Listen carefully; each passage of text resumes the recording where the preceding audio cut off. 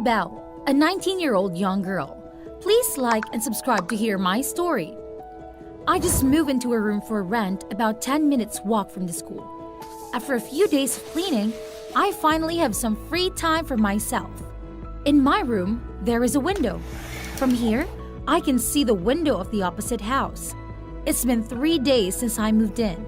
I have never seen that door open. Although, most evenings, I hear loud sounds like knocking or banging of certain things.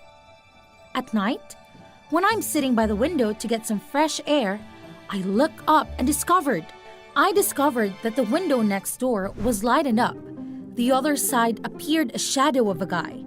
He was taking off his clothes, one by one from his outerwear, shirt, then his singlet. The moment I saw the bulging abdominal muscle, I felt my cheeks burn. I tried to lower my head a little, covering my face with a book, leaving only my eyes. The boy stuck his head out of the window. It was the first time I saw him. He has a pale skin and a strong masculine face. My heart beat fast because I couldn't control my emotions. We suddenly made eye contact. I quickly lowered my head to hide behind the book. The door of the opposite room quickly shut. I didn't know if he could see my face. It was a shame to lose my mind because of his looks. From that day on, every day I look forward to the opposite door to see him. But strangely, the door is always closed during the day. It seemed that the two of us will never talk to each other. One afternoon at the dumpster downstairs, I met him. Hiding the joy in my heart, I approached him. "Hi, I'm Belle." I'm Will.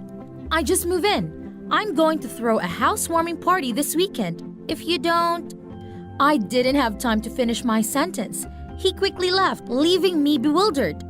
So glacial, at least let me finish my sentence.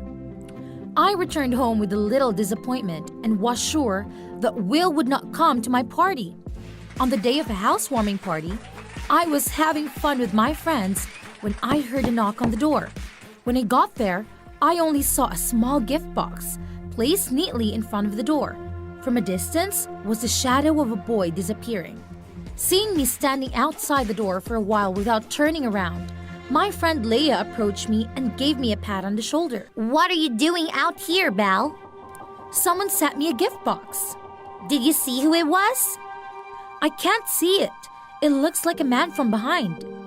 But you just moved in. Why would the man send you things? Be careful, Belle. Leia's warning rang like a bell that wakens up my imagination.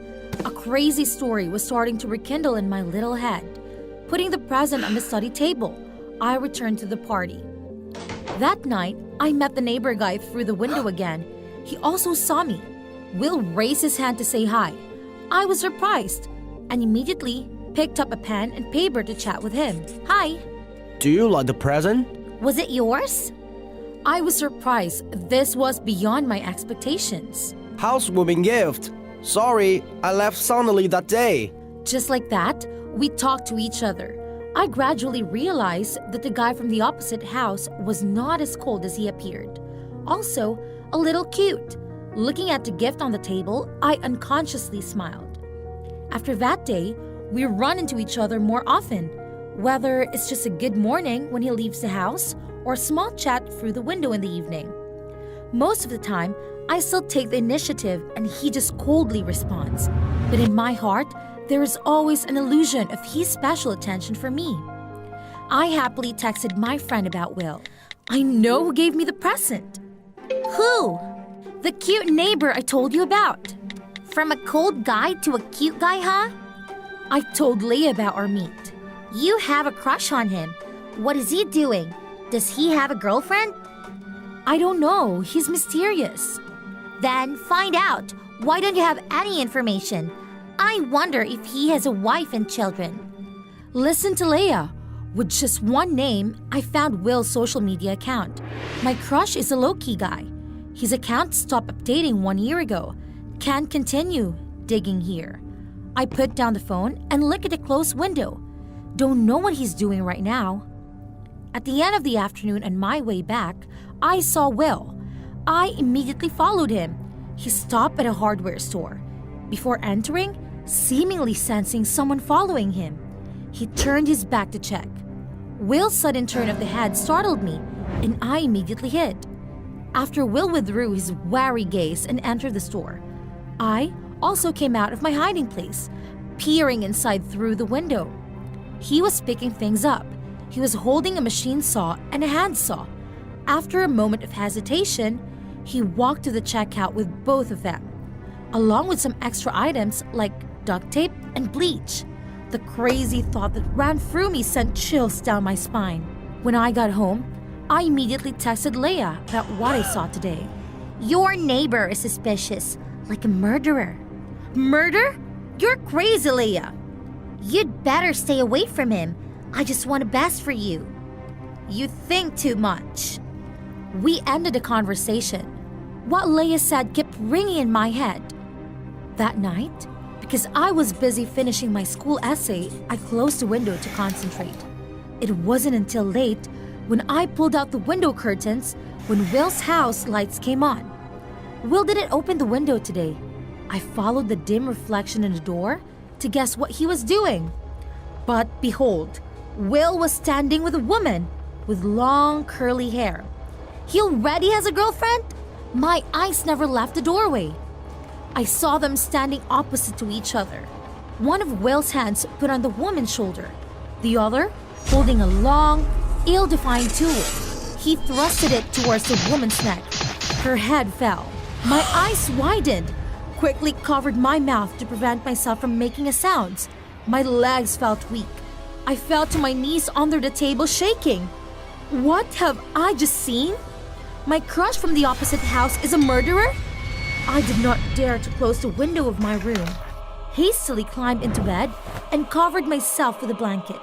All night, the sound of saws, planners, and hammers made it impossible for me to sleep.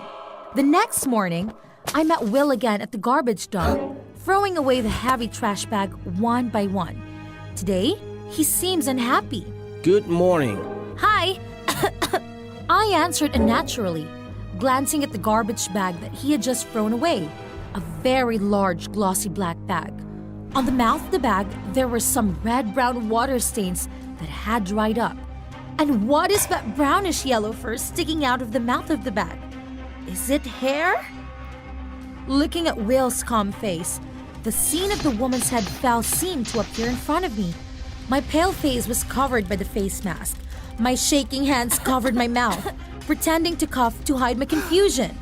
Are you not feeling well? I bowed my head and waved at him and then ran away screaming, leaving Will standing there with a confused look.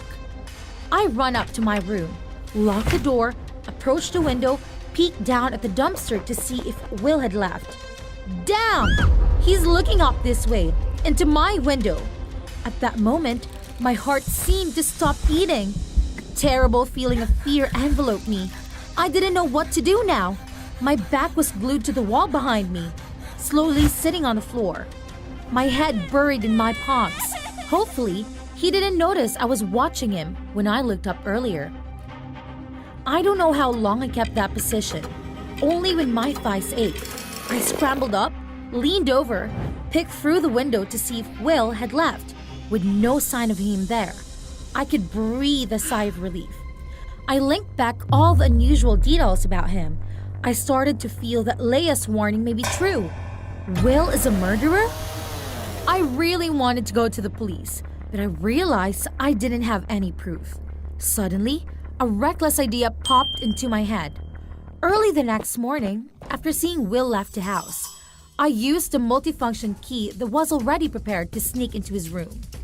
Fortunately, the door opened as planned. As soon as I walked in, I smelled a very unpleasant stench. The walls were covered with coils of rope and saws of all sizes. On the ground, a series of tools such as knives and hammers were scattered.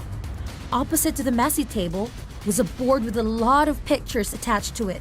Coming closer, I noticed these pictures of human parts, like arms or legs, made my hair shiver. Scared, I reached up to touch them. One of them fell. I bent down to pick up the photo when the doorknob sounded. I hurriedly hid behind the sign. Damn it! Why is anyone here now? I hold my breath, praying that person won't spot me here. Hearing the footsteps that seemed to be Will, he forgot his things. He hurriedly searched without noticing my presence.